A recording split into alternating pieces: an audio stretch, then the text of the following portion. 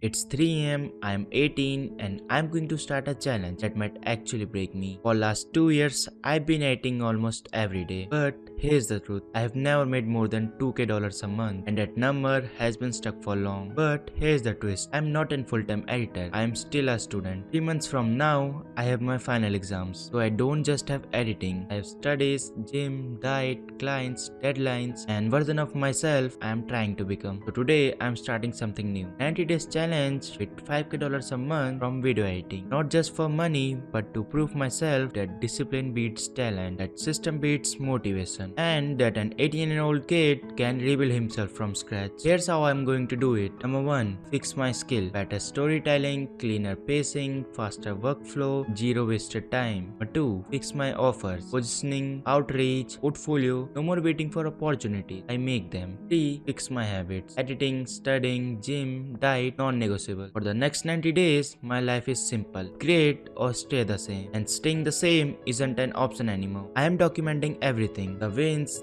the failures, the money, the mindset, the burnout, the breakthroughs. If you are an editor, creator or a student, maybe you will see the piece of yourself in this. So this is day 1, $5k, 90 days, no excuses. Let's begin.